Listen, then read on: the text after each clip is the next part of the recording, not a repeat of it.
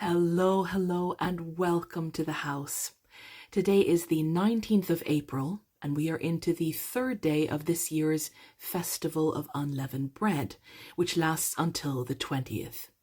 We have been commemorating this time together by sharing a 3-part Passover story mini-series, and this morning we'll be looking at the conclusion of those stories. Today is a day which some call Holy Saturday, or the day on which we remember after Jesus was crucified and died, he was laid in the tomb where he lay until Sunday morning.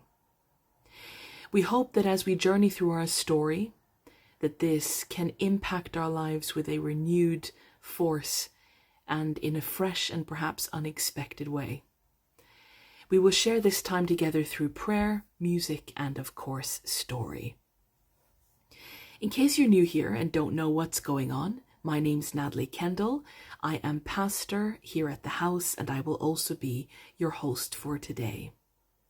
You've joined us on the official YouTube channel of the house. The house is an online house church where we share Bible stories, prayer, music, social justice advocacy, and we also celebrate Shabbat together. To begin, let's sing together, "Help Me, O Lord," a musical prayer asking God to help us to do what is right, to move us from the things which harm and hurt us towards better things instead. Psalm 25, 4-5 says, "Show me the right path, O Lord. Point out the road for me to follow. Lead me by your truth and teach me, for you are the God who saves me. All day long I put my hope in you." The lyrics will be on the screen so you can sing along, and if you'd like to familiarize yourself with the songs which we often sing here at the house, you'll find a playlist on our channel called Congregational Songs. There you'll find just such a collection.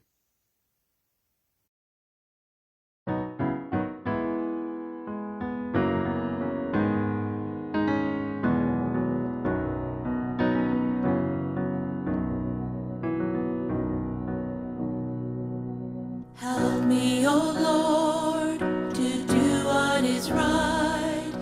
Help me, my God, to follow. Help me, O Lord, to move towards the light, away from what's harmful, hollow. You know my heart, you see my hurt, you know I'm drawn to darkness. Grow in me, Lord, a hunger for truth, that I may love your justice. Help me, O Lord, to do what is right. Help me, my God, to follow. Help me, O Lord, to move towards the light, away from what's harmful, hollow. You know my sins, you see my faults, you know my greatest failings. Still you commit, time and again, to offer me new beginnings. Help me, O Lord, to do what is right. Help me, my God, to follow. Help me, O Lord, to move towards the light, away from what's harmful, hollow. I want to choose what is just, do what is kind and honest. Only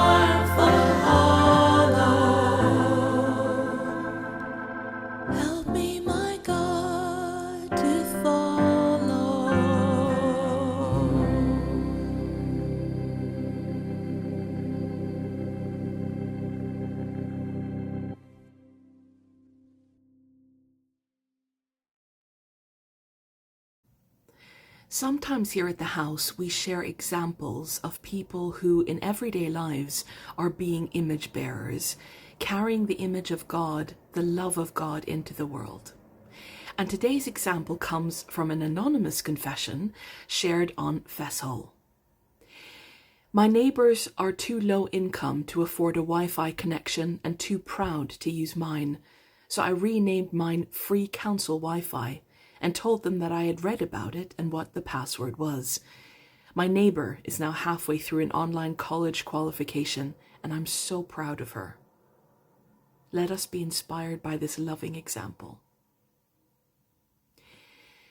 Let's now pray together before we move on. Jesus, we'd like to ask that you will feed our hearts and minds today with something which meets us in our particular hungers. That may be a hunger for inspiration, for encouragement, for assurance, for safety, for being challenged, or for clarity. May anyone who consents to it be moved by your Spirit and be refreshed and walk away feeling different in the best possible way. Lighten loads today. There are many of us who have been carrying too much for too long, and we're tired. For anyone who's hurting today, please bring relief. For anyone who's lonely, please bring them community. For those who are neglected, rush to their side and let them feel seen. For those who are on wrong or harmful paths, we ask that you will mercifully wake them up. For those who are disillusioned, meet them frankly and compassionately. And for those who are waiting, do not delay, Lord. As always, Jesus, we pray together as one for our people in Palestine, they who are being exterminated, persecuted, hunted by the Israeli colonial project. My God, please, it's been so long, put an end to it. Liberate Palestine and break the occupation. May we stand loudly and firmly in solidarity and protest with them, and be strengthened by remembering that all empire falls in the end. You will make sure of it. And that also the people of Sudan, Haiti, the Democratic Republic of Congo, Myanmar, the Uyghurs in China, Yemen, all those who are bravely resisting but drowning under the oppression of Western greed, colonialism and imperialism, bring justice quickly. And may we each be a form and a force of justice in this world. May your justice burn like the sun, Jesus. As we go through our story today, we also ask that you will open our eyes to what each of us needs to see. Thank you, Jesus, for hearing our prayer. Amen.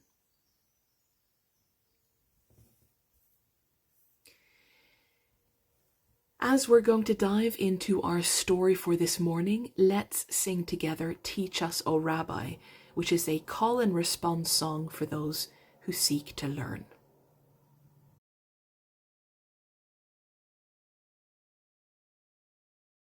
As children sitting at your feet, teach us, O Rabbi. Expand our minds with what you reveal. Teach us, O Rabbi. Your words are like food and they nurture me. Teach us, O Rabbi. I need more than bread so my soul can breathe. Teach us, O Rabbi. O great teacher, none's like you. Scholars, scribes, or wise men. When you speak, you're speaking life, filled with so much healing. And though some may come to you in the dark, Teach us, O Rabbi, that like Nicodemus will glimpse a spark. Teach us, O Rabbi, O great teacher, none's like you, scholars, scribes, or wise men. When you speak, you're speaking life, filled with so much meaning. Help us to be good listeners. Teach us, O Rabbi. Humble and wise, do what we have learned. Teach us, O Rabbi. Teach us, O Rabbi.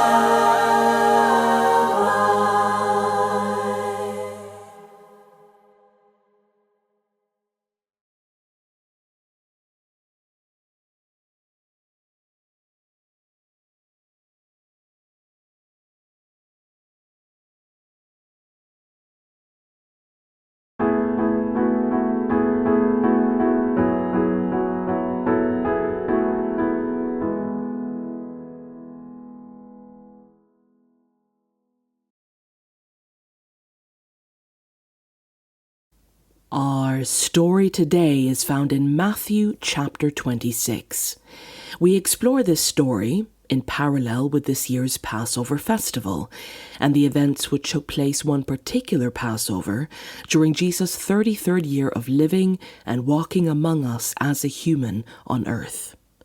This is the third and final story in this year's three-part mini Passover series, in which we've been looking at some of the events leading up to the death and resurrection of Jesus the Messiah. Last time, we looked at the story called Better for One Man to Die, in which we were a fly on the wall at a pivotal meeting of the Sanhedrin, a meeting of the top Jewish religious leaders. They are discussing the problem that is Jesus, asking what should they do about this troublemaker, this threat to their power. And we saw how the chairman of that meeting, the high priest and the highest ranked religious leader in Judea, argues that there can only be one path to achieving a positive outcome. Jesus must die, arguing better for one man to die than a nation to perish. Well, today is the continuation of that storyline. What happened after everyone left that Sanhedrin council meeting? How did the emerging plot to kill Jesus play out? What happens is that a unique opportunity presents itself to the Sanhedrin in the form of a man named Judas. Judas was one of the 12 disciples of Jesus, one of the 12 who lived each day learning with, eating with, traveling with Jesus. But Judas decides along the way that he is going to betray Jesus. We can read about this in Matthew chapter 26 from verse 14. Then one of the 12, the one called Judas Iscariot, went to the chief priests and asked, "What are you willing to give me if I deliver him over to you?" So they counted out for him 30 pieces of silver. From then on, Judas watched for an opportunity to hand him over. So if we remember from last week's story, the challenge the Sanhedrin were facing was how to capture Jesus. It was difficult, if not impossible, for them to do this in public, because many people in the land believed, in the least, that Jesus was a prophet of God. Crowds were constantly swarming around him and following Jesus wherever he went. So finding Jesus alone could be a challenge. And as we discovered, the Sanhedrin feared the people. They feared their reaction. They feared an angry mob forming in response to their trying to grab Jesus. And so, how were they to get their hands on him? Well, Judas is now their way in. He's become their inside man. With no prompting, he's come to them. He approaches some of the priests in the Jerusalem temple. Judas is offering to hand Jesus over to them on a silver-coined platter. The noose is tightening, the plot developing quickly, and less than a week after the Sanhedrin meet and conclude that Jesus must die, all the plotting and planning and scheming comes to a peak. It's Thursday night, the first day of the festival of unleavened bread. Jesus and his disciples have finished that evening's communion meal. They have gone into a local garden, an olive grove called Gethsemane, to speak and pray. And John 18 says, "Now Judas, who betrayed him, knew the place, because Jesus had often met there with his disciples. So Judas came to the garden, guiding a detachment of soldiers and some officials from the chief priests and the Pharisees. They were carrying torches, lanterns, and weapons." Judas has led Jesus' enemies right to him, and now they are confident enough to grab him in the dark, private, unseen place, away from the public, hidden beneath the olive trees. Unjust acts are often done in the dark. And verse 12 says, "Then the detachment of soldiers, with its commander and the Jewish officials, arrested Jesus. They bound him and brought him first to Annas, who was the father-in-law of Caiaphas, the high priest that year. Caiaphas was the one who had advised the Jewish leaders that it would be good if one man died for the people. And Matthew 26 says, "In that hour, Jesus said to the crowd," that is, this crowd of temple guards and Jewish officials who have come to arrest him, "Am I leading a rebellion, that you have come out with swords and clubs to capture me? Every day I sat in the temple courts teaching, and you did not arrest me. But this is all to take place, that the writings of the prophets might be fulfilled." Then all the disciples deserted him and fled. Now the captured and bound Jesus is about to be taken to several places, several stops in his trial process. The first place he's taken to we already read about in John 18 verse 13. They bound him and brought him first to Annas, who was the father-in-law of Caiaphas, the high priest that year. So that evening, Jesus is brought before a man called Annas. He is brought to Annas' own house.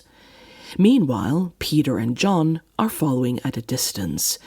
Verse 15, "Because this disciple," here referring to John, "was known to the high priest, he went with Jesus into the high priest's courtyard, but Peter had to wait outside at the door.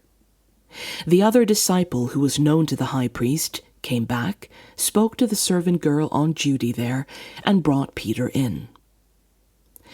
Jesus is taken to Annas' house for the sake of being questioned. And because of John's connections, both John and Peter are eventually permitted to come in as well, so that they are able to be present and see and hear what's happening inside.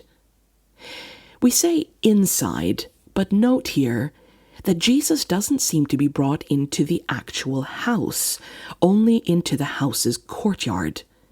And this is no accident. Enemies of Jesus would have viewed him as a sinner, a heretic, and therefore ceremonially unclean. And according to Jewish law, when an unclean person or object enter one's house, everyone in that house too becomes ceremonially unclean, and must therefore go through a cleansing process, a cleansing ritual, to once again be permitted to take part in religious ceremonies, enter synagogues and the temple. Now again, this is still Thursday night. It's the first evening of the festival of unleavened bread. Annas would have been inside having the Passover meal with his family, just like Jesus had had with his disciples earlier that evening. And Annas has a whole festival ahead of him, including trips to the temple. So he doesn't want to, by contact with Jesus, become himself unclean. And so, Jesus is kept outside, in the courtyard, like some diseased creature. Not only that, but the text tells us that it's a cold night, and Jesus is still kept standing, bound outside. Verse 18, "It was cold, and the servants and officials stood around a fire they had made to keep warm. Peter also was standing with them, warming himself." It's so cold that the servants are huddling around a fire in the courtyard. Now, as Peter and John listen and watch, this is what happens in the courtyard of Annas. Meanwhile, the high priest questioned Jesus about his disciples and his teaching. "I have spoken openly to the world," Jesus replied. "I always taught in synagogues or at the temple, where all the Jews come together. I said nothing in secret. Why question me? Ask those who heard me. Surely they know what I said." Jesus' response here is very similar to what he said to the temple guards back in the olive grove. He says, "I've openly conducted myself. I've worked in public for all to see, for all to witness what I'm about." This is not merely a defense of himself, but it's also a criticism of what's happening here. Jesus says, "I've done nothing in secret," and without having to say much more, everyone listening knows that this contrasts with how Jesus has now been arrested and brought here by the priests. Jesus hasn't hidden his motives or actions. Jesus hasn't worked in shameful, unwitnessed corners. But unjust acts are often done in the dark. When Jesus said this, one of the officials nearby slapped him in the face. "Is this the way you answer the high priest?" he demanded. "If I said something wrong," Jesus replied, "testify as to what is wrong. But if I spoke the truth, why did you strike me?" Then Annas sent him bound to Caiaphas the high priest. Jesus' criticism of the unjust way in which the religious leaders are conducting themselves seems to strike a nerve in a big way, and he is physically hit by one of the officials. "How dare you? How dare you speak to the high priest in this way?" Jesus' defense leans on truth. The religious leaders' attack leans on pride, worship of title, and a sense of entitlement. Now, before we proceed and see what happens next when Jesus is taken from the house of Annas to Caiaphas, let's pause to clarify a few things, because you may have noticed something in the text that's a bit confusing. Namely, there are two men being called high priest, Annas and Caiaphas. Annas is called the high priest. The official who struck Jesus says, "Is this the way you answer the high priest?" But Caiaphas is also called high priest. And you may have gone, hold on a minute. Isn't there only supposed to be one high priest of the people at a time? So which is it? Who is the high priest in Judea? To understand what's happening here, we must first understand the origin and the role of the high priest. The role of the nation's high priest originated in the Sinai desert in the days of Moses. The people of Israel had just been freed from slavery in Egypt. God had brought them out of there, across the Red Sea, and now they find themselves in the wilderness of the Sinai Peninsula, meeting this foreign God who is unknown to them. During this time in the desert, God spends time introducing himself to a people. Just like in any relationship, he is showing them who he is, declaring what his intentions with them are, what his values are, what his boundaries are. And in this introduction process, God is trying to build a bridge between himself and these human beings, to again show them who he is and what his intentions are. One way which God does this is by setting up a symbolic system which will allow mortal human beings to engage with, to approach an all-powerful God. And this system is called the tabernacle system, or the tabernacle service. The tabernacle refers to the tent in which God comes to live in, his tent among the people's tents, his dwelling among the people's dwelling. He comes down from heaven, down from the mountain where he's met with Moses, and finally down to the level plain beneath the mountain to pitch his tent among theirs. The tabernacle system which God sets up through his specific instructions is, as we said, riddled with symbolism. The structure of the tent, what the tent contains, the worship system set up around the tabernacle is all meant to communicate. It's all trying to speak to the people. Each part saying something about God himself and how they might be in a relationship with him. Now, to be in charge of the maintenance, the service in the temple, God designates a priestly system. People plucked from among the Israelites are to serve in the tabernacle.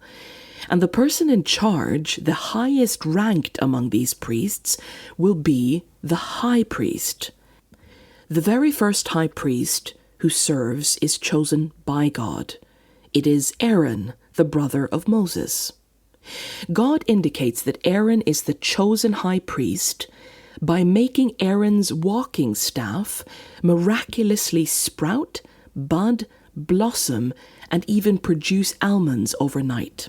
This was the sign from God to the people that he had chosen Aaron, and it would be others from the family of Aaron and from his tribe, the tribe of Levi, who would serve as tabernacle priests from here on out. Aaron and his sons, and those who in later years followed as high priests, were in charge of representing Israel before God. It was their job to bring the people's prayers to God and to make offerings for the people's sins. The reason people couldn't just come straight to God directly and do that themselves is because the Israelites refused this. They were afraid of God, afraid of him speaking directly to them. And so they demanded that someone be their intercessor, their go-between, between themselves and God. With such a huge responsibility, the responsibility of being a mediator between God and people, the high priestly role came with many very strict and very specific laws given by God. He gave them to try to protect the people from priests who would be corrupt, priests who would abuse their power, who could poison this precious symbolism, the precious message of the tabernacle and what it said to the people about who God is. Because if the priest is corrupt, then the message becomes corrupted. Then the people's view of God becomes corrupted. One high priest could stain a whole nation's relationship to God, a whole people's beliefs about who God is. Sadly, despite all God's efforts, those protection measures failed. There's a long story, which we won't go into now, but the people of Israel and Judah experienced much suffering and trouble because of corrupt priests and high priests. Now, later down the road, the tent God lived in among his people, the tabernacle, was replaced by the temple in Jerusalem. So God moved from the tent and into the temple built by Solomon, the son of King David. And with this move, all that symbolism, all the objects inside, the priestly service, were all transferred to the temple. And now the priests work in the Jerusalem temple instead. We mentioned that God had very specific rules concerning the priests, concerning the high priest, to protect the people from corruption. And one of these rules was that it is God who appoints the high priest. It is not a democratically elected position. It is not a popularity contest.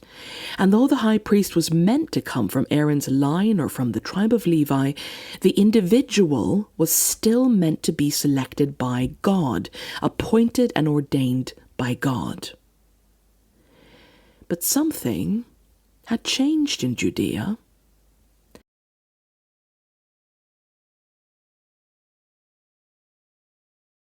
In the days of Jesus, God was no longer appointing high priests in the temple. The high priestly position had now become a political appointment. But it was far worse than that. Firstly, there was Annas, son of Seth. Annas served as high priest from 6 AD to 15 AD. He was not chosen by God.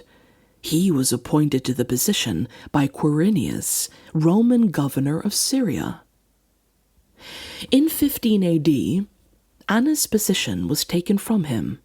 He was deposed by another ruler, Valerius Gratus, the Roman procurator of Judea.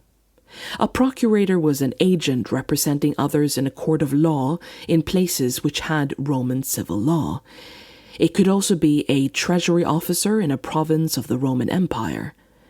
So Valerius steps in, he removes Annas from his position as high priest, but though officially removed, Annas remained extremely influential in Judea, and we'll expand on that in a moment. Now, in the place of Annas, Valerius appointed Ishmael ben Phabus in 15 AD. But Ishmael's reign was a short one, for in 16 AD, Eleazar ben Annas, Eleazar, son of none other than Annas himself, became high priest. If Annas couldn't be high priest, he would make sure to maneuver his son into that position. Again, there was an attempt to appoint a high priest outside the family of Annas. Valerius again steps in and appoints Simon ben Camathus instead. But Simon didn't last long. For in 18 AD, Joseph ben Caiaphas, also known to us as Caiaphas, was made high priest by Valerius Gratus. Caiaphas, as we know, was none other than the son-in-law of Annas. Annas may have been a deposed man, but over the coming years, he had 5 of his sons become high priest, as well as his son-in-law Caiaphas. What we're seeing here is a family dynasty. The appointment of Caiaphas initiates a dynastic control of the temple service and the high priestly role, reinforced by Roman political and military authority. This means that the Romans, who were occupying Judea at the time of Jesus, were now appointing and deposing the high priest in the Jerusalem temple. We might ask, why on earth Rome allowed any Jews to serve in such influential positions to begin with? The answer is, it's good imperial tactics. If you pick the right person, someone who loves power and who knows how to keep in line, then this is a good way to keep the nation in check, while also maintaining imperial control behind the scenes. The Roman rulers would frequently change high priests in order to avoid anyone gaining too much influence, avoid them potentially leading an uprising. This is likely why Annas was deposed when he was, because Rome viewed him as the most powerful of them. But then we come to Caiaphas. Now, Caiaphas in particular was in office for an unusually long time for a priest under Roman rule.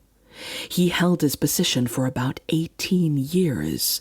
How could he do that? Well, because he kept peace with Rome.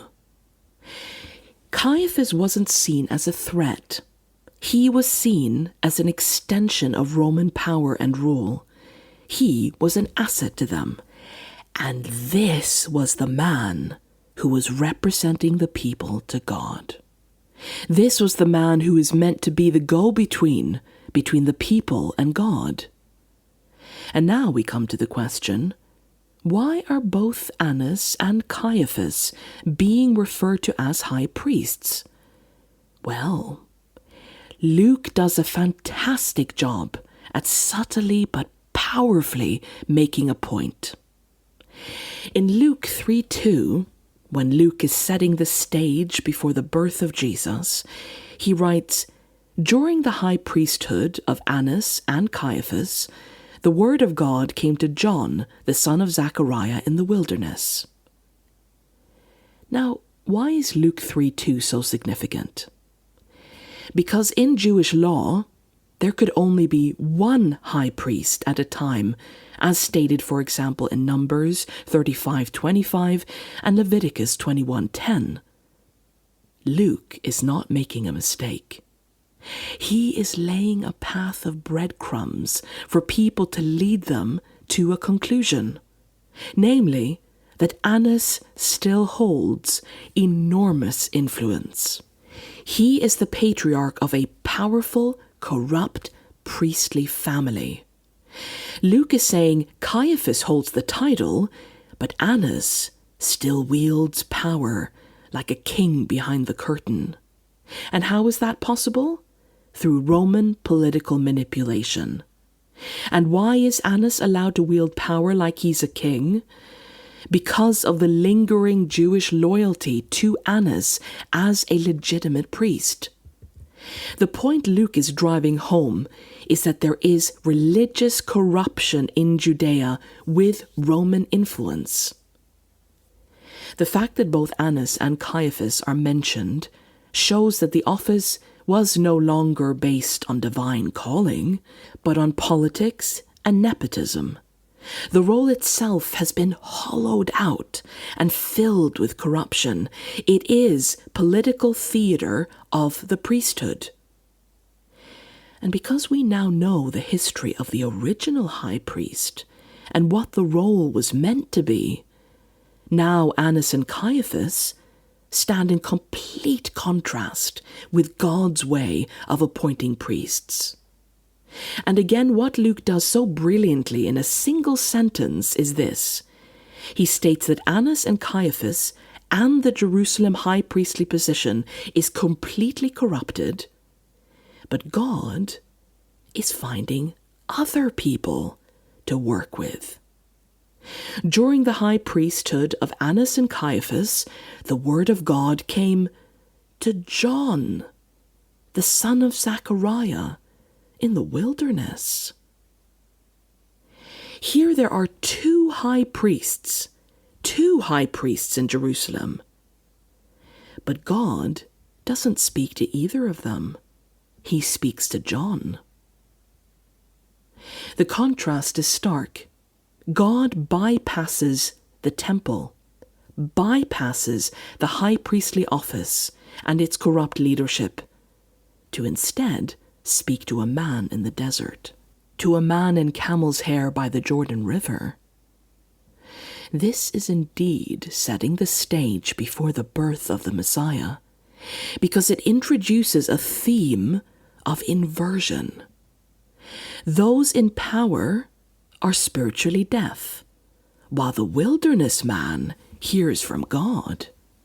Already before Jesus' birth, something is being foreshadowed, that God is moving, but he's not moving through the correct channels.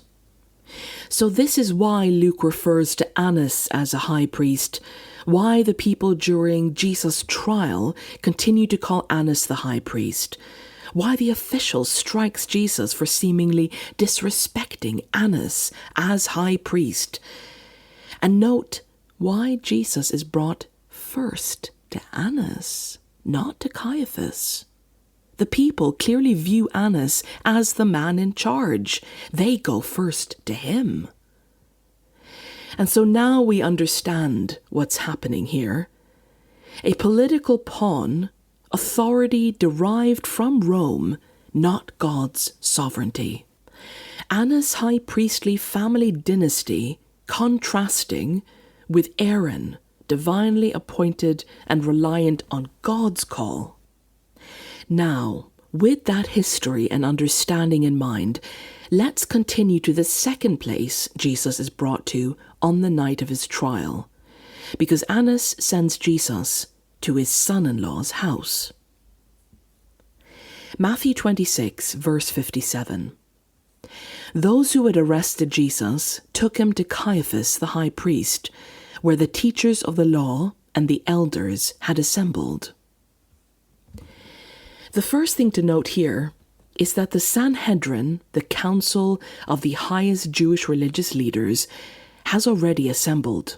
So they're ready. They had planned for this to happen. The second thing to note here lies in the original language. In many English translations, we read that Jesus was taken to Caiaphas, or there is in other texts mention of Caiaphas's house. Luke 22:54 states this the clearest. Then, seizing him, they led him away and took him into the house of the high priest. Earlier on, when the Sanhedrin had first assembled to plot the murder of Jesus, Matthew 26:3 tells us, "Then the chief priests and the elders of the people assembled in the house of the high priest, whose name was Caiaphas, and they schemed to arrest Jesus secretly and kill him." Both the meeting where the plot against Jesus was made, as well as the trial of Jesus now on this evening, are being held in the house of Caiaphas.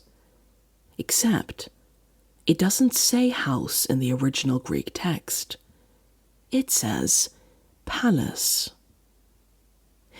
Then the chief priests and the elders of the people assembled in the palace of the high priest, whose name was Caiaphas. Jesus is being brought to the palace of Caiaphas, in the Greek aule, and this word speaks volumes. In Roman-occupied Judea, aule referred to elite residences, halls, and sometimes official residence of ruling authorities, so palace is an appropriate translation here. But why is the Judean high priest living in a palace? According to Jewish law, the high priest was meant to live among the people, serving with humility and leading them in repentance. Yet here we find that Caiaphas is in fact living in a luxurious compound, referred to in the Gospels as a palace, an architectural mark of status and power. And indicated by the word chosen here, it was likely a palace built or first belonging to the Romans, which means Caiaphas was given this palace to live in by the Romans. If there was any doubt in our minds that Caiaphas is on the payroll of Rome and is an extension of their arm, then this ought to put it to rest. Mention of Caiaphas living in a palace is ironic and damning, because he ought to be a servant leader. That was the role of the high priest. That was his job. But instead he's a political aristocrat living in a mansion in league with Rome. According to Josephus in his works Antiquities, 18.2.2, the high priests of the time when Jesus lived were incredibly wealthy, running lucrative temple operations, money changing, the business of sacrificial animals, things we've looked at before here at the house in other stories. And here we have Caiaphas's palace, which was likely in the upper city of Jerusalem, which was a wealthy priestly neighborhood. In Al-Quds, in occupied Palestine today, there is a site called St. Peter in Gallicantu, traditionally believed to be built over Caiaphas's palace. And sure enough, excavations beneath had revealed first-century priestly homes, stone courtyards, holding cells, and a dungeon. The dungeon had iron rings in the walls, consistent with Roman-style detention chambers. Again, we must ask ourselves, why does the high priest of Judea have prisons and a dungeon for prisoners beneath his home? And these dungeons were perhaps the place where Jesus was kept overnight before being taken to Pilate later on. Well, the Jewish religious leaders' fever dream, that is the capture and trial of Jesus, is finally happening. Jesus is taken inside Caiaphas's palace. He is still bound as though a violent criminal, and the Sanhedrin are now going to have an official trial, a court case against Jesus to decide his fate. Matthew 26 from verse 59. The chief priests and the whole Sanhedrin were looking for false evidence against Jesus so that they could put him to death. But they did not find any, although many false witnesses came forward. Finally, two came forward and declared, "This fellow said, 'I am able to destroy the temple of God and rebuild it in 3 days.'" Then the high priest stood up and said to Jesus, "Are you not going to answer? What is this testimony that these men are bringing against you?" But Jesus remained silent. The high priest said to him, "I charge you under oath by the living God, tell us if you are the Messiah, the Son of God." "You have said so," Jesus replied. "But I say to all of you, from now on you will see the Son of Man sitting at the right hand of the Mighty One and coming on the clouds of heaven." Then the high priest tore his clothes and said, "He has spoken blasphemy. Why do we need any more witnesses? Look, now you have heard the blasphemy. What do you think?" "He is worthy of death," they answered. Then they spit in his face and struck him with their fists. Others slapped him and said, "Prophesy to us, Messiah. Who hit you?" So, a lot is happening here. Let's break it down. Firstly, we are reminded that this trial is taking place at night. But Jewish law forbade death penalty trials at night or during festivals. We read in Mishnah Sanhedrin 4:1, in capital cases, they hold the trial during the daytime and suspend the verdict until the following day. Simply by holding this trial at night, Caiaphas and the rest of them are breaking Jewish law.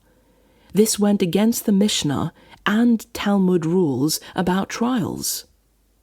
Secondly, by holding the trial at night during such an important festival, Caiaphas likely ensured that there were less than usual council members present. Because there were, in fact, some Pharisees of the Sanhedrin who were sympathetic towards Jesus, such as Nicodemus. Earlier in John we read, Nicodemus, who had gone to Jesus earlier and who were one of their own number, asked, "Does our law condemn a man without first hearing him to find out what he has been doing?" They replied, "Are you from Galilee too? Look into it, and you will find that a prophet does not come out of Galilee." Another sympathetic member, was a man named Joseph of Arimathea. Now there was a man named Joseph, a member of the council, a good and upright man, who had not consented to their decision and action. And elsewhere in John it states, "Yet at the same time many even among the leaders believed in him. But because of the Pharisees, they would not openly acknowledge their faith for fear they would be put out of the synagogue." The point here is that there would have been members among them who would support or even attempt at least some semblance of impartiality during a trial of Jesus. But Caiaphas has arranged this meeting at night, when many members would be at home having the Passover meal with their families, and this meant that it was possible for him to carry out what was in essence jury tampering. He could more easily stack the votes against Jesus, perhaps excluding Pharisees who were sympathetic towards Jesus' case. And the rush of it all, not waiting till the next day, strongly suggests that there was a rigged Sanhedrin that night, that not all 70 members of the council were present, and that there was even a possible lack of quorum. Thirdly, the fact that Jesus was taken first to Annas, who had no right to serve as judge or prosecutor, also counts as an unofficial hearing of Jesus, a thing which was forbidden by Jewish law and due process. Fourthly, verse 59 opens with, "The chief priests and the whole Sanhedrin were looking for false evidence against Jesus so that they could put him to death, but they did not find any, although many false witnesses came forward." The Sanhedrin, which was the high court in Judea, the highest Jewish legal and judicial body, is holding a trial. And what would we expect from such a judging body? For them to go in as impartial as possible. They are judges in a court case. And yet we're told that they are looking for false evidence to put Jesus to death. First of all, actively looking for evidence, meaning they've already made up their minds about what the outcome is going to be here, and are functioning as prosecutors instead of judges. And secondly, they are looking for false evidence, meaning they know that anything they present against Jesus will and must be fabricated. These men are entering the court proceedings already lying, already with an agenda, already corrupted. They've already made up their minds. We know that because we read about that secret meeting they had to plot against Jesus. Finally, two came forward and declared, "This fellow said, 'I am able to destroy the temple of God and rebuild it in 3 days.'" So when witnesses finally come forward, their testimony is incorrect. They in fact misquote Jesus. In John 2, Jesus answered them, "Destroy this temple, and I will raise it again in 3 days." There were not 1 or 2 or even 3 court violations that night of Jesus' trial. In fact, there were at least 12. Here is the full list. We've already covered 1, 2, and 3, and now we arrive at the 4th. Verse 62, "Then the high priest stood up and said to Jesus, 'Are you not going to answer? What is this testimony that these men are bringing against you?' But Jesus remained silent." So an accusation has been made against Jesus. But Jesus, as the accused, hasn't been given any defense. There is no lawyer, no advocate present who is representing Jesus. Jewish law required that the accused be given the opportunity to defend himself. But Jesus remains silent after no advocate is offered. And despite this, Caiaphas continues, and by doing so is ignoring the Torah's legal safeguards. Next, We've been told that the Sanhedrin struggled to even find witnesses for the prosecution, but Mark adds more detail to this.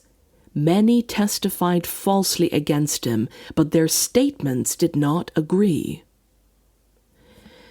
According to the law, as stated in Deuteronomy 17:6, at least 2 agreeing witnesses were required for a case to be upheld. Even these false witnesses couldn't agree on their story. We've already established that the court is biased. This body, meant to be impartial and neutral, are not so at all. Note how the high priest speaks to Jesus. It is highly hostile.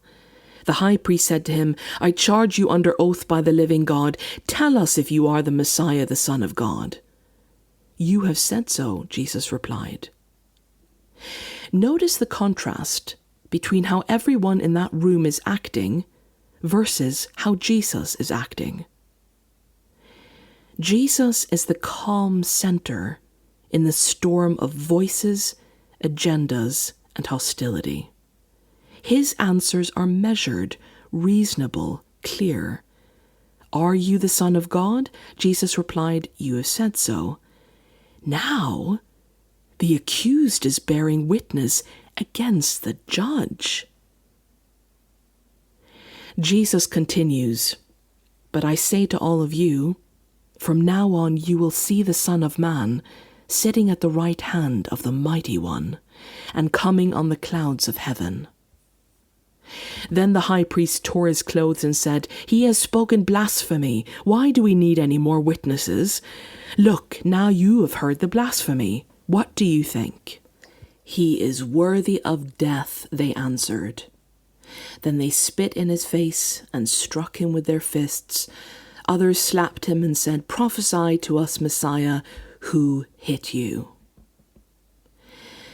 The next procedural breach happens after Jesus replies. Caiaphas tears his clothes, a general cultural act at the time which expressed great grief or anguish or dishonor. Only it was against the law for a high priest to tear his clothes. According to Leviticus 21:10, the high priest was forbidden from tearing his clothing. Even if his own child died, he must not tear his clothing. Now Caiaphas already knows what the outcome of this trial is going to be. Why is he acting in this dramatic way? It is, at its core, performative. Just like this trial, it is theater, and he was willing to act like the scorned, horrified judge, even if it means having to break the law to do it. After he tears his clothes, Caiaphas turned to the Sanhedrin council and asks, "What do you think?" "He is worthy of death," they answered. Note here, they all reply this.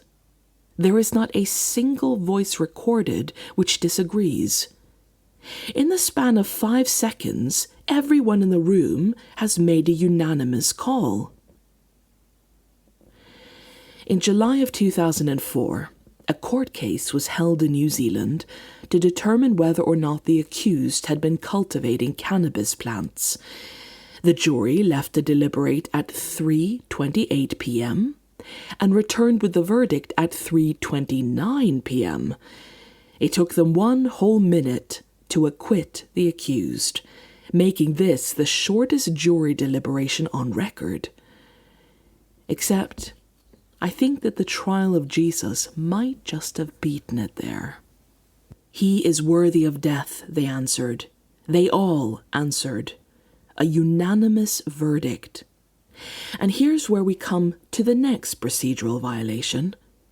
According to the Mishnah Sanhedrin 17a, an entirely unanimous guilty verdict in capital cases was considered grounds for acquittal, as it was seen as evidence of conspiracy or lack of mercy. If the Sanhedrin were following the law, they should have called this a mistrial and acquitted Jesus there and then.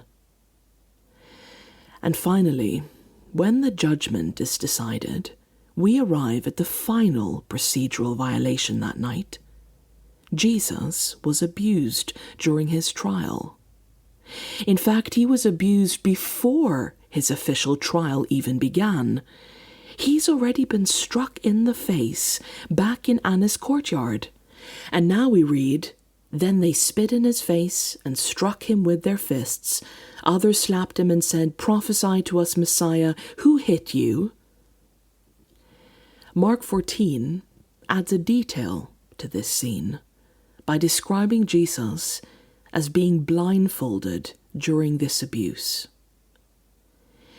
The utter corruption and bloodthirst of this group of religious leaders, this judicial body, has finally descended into outright violence. They taunt, they humiliate, and they bring down physical suffering on Jesus. The physical mistreatment of a prisoner was illegal, breaking every relevant Jewish law. The characters of Caiaphas and Jesus are held up throughout all four Gospels in a sort of mirroring, a juxtaposition. Caiaphas coming to his position when Jesus was 18, residing as high priest during the entire timeline of Jesus' public ministry. They are, in essence, living in the same world, moving in parallel circles, both claiming to serve the people. But what we see, what the writers of the Gospels are communicating loud and clear to us, is that Caiaphas and Jesus are opposites to each other. Again and again, at every step of the way in this narrative, this pattern emerges. Jesus and Caiaphas are antitheses to each other. Not only that, but Caiaphas is an anti-high priest. His actions, his character, his values, his choices, his priorities are all in opposition to what the high priests ought to be. Meanwhile, Jesus is this perfect picture of what a high priest was meant to be. And this contrasting of them, the contrasting between this anti-high priest and this perfect high priest, runs throughout the story. We can see here an overview of that comparison. What is the origin of their authority? The origin of Caiaphas' authority is political and Rome-appointed. Jesus' authority is divine and he is God-sent. How do they act in matters of justice? Well, we've seen in great detail how Caiaphas holds an illegitimate trial and condemnation, while Jesus faces lies with silence and then reveals the truth. Remember how Caiaphas is meant to be representing the people before God, as a sort of advocate, a lawyer, a go-between man? Well, one of those people included Jesus. How is Caiaphas, as high priest, representing Jesus, a member of the people? Caiaphas' intercession posture is as an accuser. He demands, he mocks, he tears his robe, he enacts a self-serving theatrical show, and in the process violates his position. Meanwhile, Jesus declares himself the Messiah, the chosen King of God, the Son of Man, and even under great pressure and accusation, he remains faithful to his mission. He sticks to what he's here to do, which is to represent the people and be their defender and their advocate. Caiaphas, when he said that it is better for one man to die than for a nation to perish, is speaking an unbelievable irony, because the high priest was the one who carried out and brought the animal sacrifice in the temple, which would cover the people's sins. His whole role is centered around a sacrificial act. Only he is willing to sacrifice everyone else. He is willing to sacrifice Jesus to maintain power, to maintain peace with Rome, their oppressors, and he is even willing to use people's blood to preserve his personal power. This is a twisted version of a high priest. Caiaphas will sacrifice anyone to preserve his power and privilege. Meanwhile, Jesus is willing to sacrifice himself. Jesus offers himself as a sacrifice. Notice the contrast. Caiaphas offers Jesus as a sacrifice, but Jesus volunteers and offers himself. He is willing to act powerless if it means saving the people. This act is described in Philippians chapter 2, speaking of Jesus, who, though he existed in the form of God, did not consider equality with God a thing to be grasped, but emptied himself, taking on the position of a servant, and was born as a human being. He did not consider equality with God something to be grasped, except in the original Greek, the word is harpagmos, from the root word harpazo, meaning plunder, as in robbery. To seize by force, illegally, like a thief. Jesus refused to take power like that. Unlike Caiaphas, who is nothing but a thief and a plunderer of power. And finally, without Caiaphas intending to, his plot against Jesus is actually prophetic, saying that one man will die for a people, and God uses the evil intentions of his enemies against them.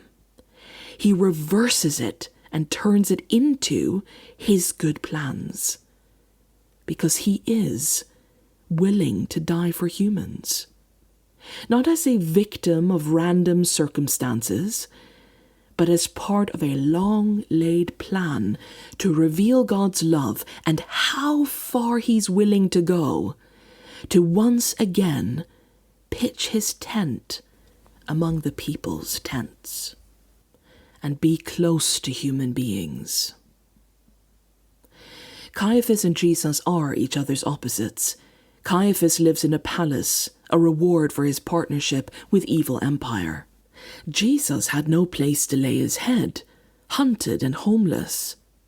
Caiaphas dined in honor and splendor. Jesus ate Passover in a borrowed upper room in the city. Caiaphas wields power in the shadows. Jesus was arrested in a garden and condemned in a palace. Caiaphas betrayed the very heart of his role as priest. Jesus left the heavenly temple to be taken into a corrupt earthly one and interceding with his own blood. Hebrews chapter 7 to 9 go into great detail about Jesus as this ultimate, this final high priest, and you can go and read about that if you want the full picture. But those chapters in Hebrews state that no other high priest is needed ever again. No other go-between between God and human beings. Jesus is the supreme high priest, who in an absurd and magnificent turn not only served as priest, but as the sacrifice itself. He is the priest who brings himself as the slaughtered lamb to make atonement for people on that Passover. After this long line of corrupt high priests abusing their power, their position, their title, Jesus comes along and shows them what a high priest was supposed to be. This is the stark and deep-hitting contrast between Jesus and Caiaphas, the corrupt anti-high priest who works in the shadows, who betrays his people, who loves power, and the true high priest, who works in the open for all to see, who loves his people and gives up power, even unto his own death, to save them. to make sure that they were never cut off from God, to make sure that they were always represented, their prayers always reach him, the sins of anyone repenting are always forgiven. Finally, in conclusion, we're going to zoom in on something Jesus said during his trial. There's this key moment during Jesus' trial in the palace of Caiaphas, verse 64. Caiaphas has questioned Jesus, and Jesus replies, addressing every person sitting in that council, "But I say to all of you, from now on you will see the Son of Man sitting at the right hand of the Mighty One and coming on the clouds of heaven." Now, this statement in itself was a bomb to drop, because Jesus was outright stating that he is the Messiah, the chosen King of God. He says that they will, from now on, see Jesus sitting at the right hand of the Mighty One, of God himself. To sit at the right hand of a ruler was to be the highest honored. It was to be as equal to him. Jesus here is claiming equality with God. But there's an even deeper layer to this statement. And to understand this layer, we must remember that Caiaphas was not a Pharisee. He was a Sadducee. The Pharisees were one sect of the Judaic faith, while the Sadducees were another religious sect. And though they presided over the same nation and sat on the same council, these two groups diverged on some theological doctrine. And one of those differences concerned the doctrine of resurrection. The Pharisees believed in a future judgment day, that God would judge the world, the living and the dead, and that the dead would be resurrected either to eternal life or to eternal death. But the Sadducees didn't believe that. The Sadducees didn't believe in the resurrection, in the afterlife, in angels. But what is Jesus talking about here? He's talking about the judgment day, about a future court case. Here, Jesus is standing, bound, at his own trial, but he's talking about another trial. A future trial that is coming, when the tables will be turned. A day on which Jesus will not be the one on trial, but everyone in that room will be. Jesus will be resurrected. He will sit on the throne next to God. And coming with the clouds, he will return to earth to serve as judge on that future judgment day. Jesus strikes a damning blow at Caiaphas's Sadducean denial of resurrection. He is directly, in court, confronting Caiaphas's worldview. Even as he is about to go to his death, Jesus courageously speaks the truth. And in that room, acts more like a king, more like a ruler, more like a just judge, more like a mediator than anyone sitting there, and most starkly, than the meeting's chair who has betrayed his role at every turn. Not only that, but Jesus sitting at God's right hand meant he would share power with the all-powerful, mighty God. Jesus would have the one thing which Caiaphas loves the most, power. But Jesus wouldn't grab it. He would kneel and serve as a servant instead. Well, the jury has deliberated and the verdict is in. Jesus is condemned to death. Following the abuse these lofty, respected religious leaders rained down on him, Jesus is taken away to stand trial before Herod, and finally before the Roman governor of Judea, Pontius Pilate. He will be sentenced at the request of his own people, at the demand of his own people, to be executed through crucifixion. The Pharisees, Sadducees, and religious leaders will follow Jesus through every step of his trial, sentencing, and execution. They will push and insist on the Romans killing him. They will whip up the Jewish crowd to vote for Jesus' death.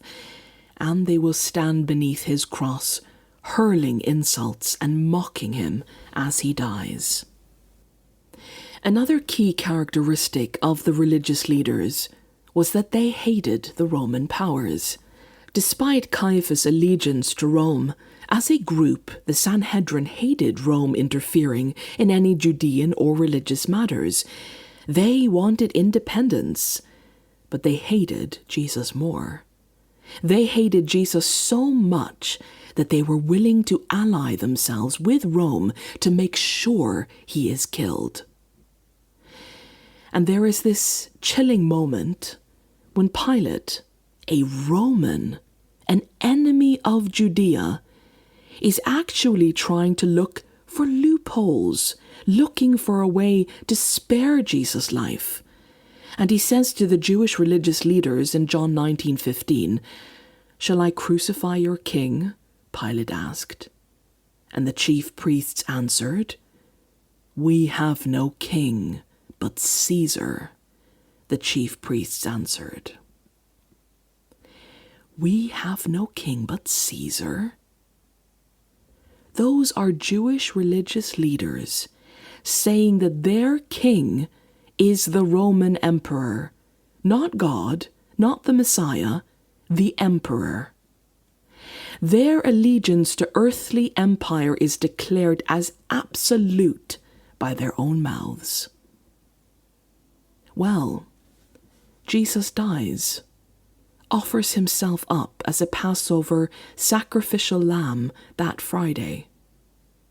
When he dies, the curtain in the temple, which separated the people from the section where God used to live, used to sit, is torn from top to bottom, communicating to every priest, every person, to Caiaphas and the Sanhedrin, that some separation has been torn apart, because a truer, greater high priest has become the bridge, has become the go-between between God and his people. God himself is the bridge. And on the third day, on Sunday, Jesus rises from the dead, just as he said he would. News of Jesus' resurrection reaches Caiaphas, and he is terrified. But does this stop him in his tracks, or cause him to rethink his path? No. His corruption continues as he bribes the Roman guards to tell no one that they have witnessed Jesus' resurrection. He is still suppressing the truth through bribery, corruption, and further partnership with Rome. Caiaphas will, in the coming years, go on to imprison, threaten, have flogged any followers of Jesus. He will seek to kill Jesus' disciples, persecute Christians, bring charges against Peter and John for healing a lame man, and later a man called Saul, who will become known as Paul, likely sought and received official written permission from Caiaphas, authorizing him to go and arrest Christians in Damascus and drag them off to dungeons and their following executions. Caiaphas sat in his palace while the Lamb of God was being betrayed. The high priest surrounded by walls of stone that couldn't protect him from the truth. In that palace, power conspired to kill the truth himself. But what they did not know was that the real high priest had already entered the Holy of Holies, not with a lamb's blood, but with his own. And things would never be the same again. Caiaphas, the anti-high priest, the false high priest, represents not merely one person in a long-ago story, but represents the pattern of all corrupt religion, which favors power over truth and justice, corrupt ritual without faith.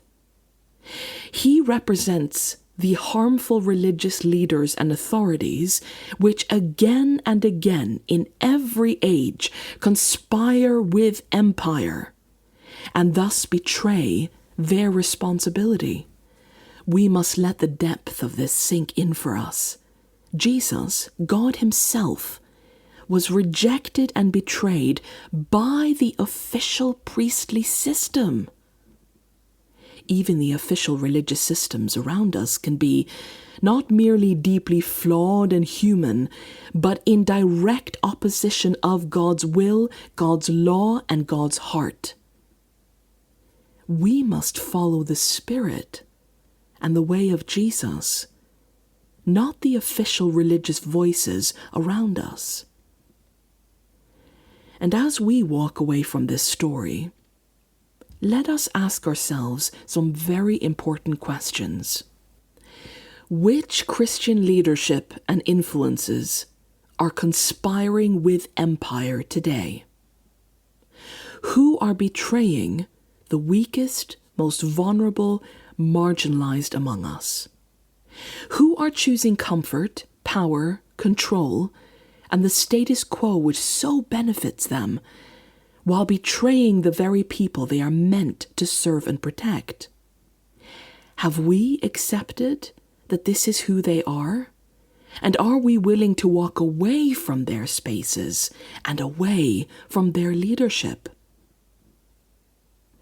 To anyone who does seek a better way, there is such good news, because there is a true high priest who would rather give up power, suffer, and die than betray you.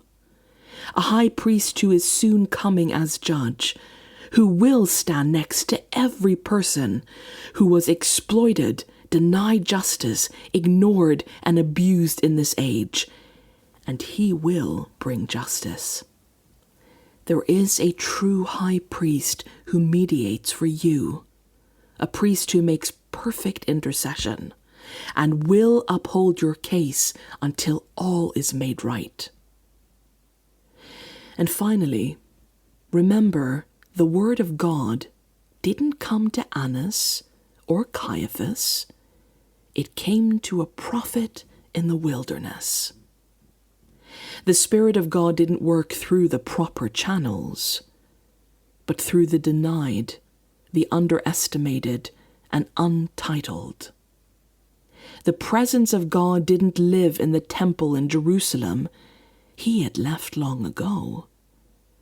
But it lived among the poor, in the slums, among the foreigners, in the ghettos of Nazareth and Galilee.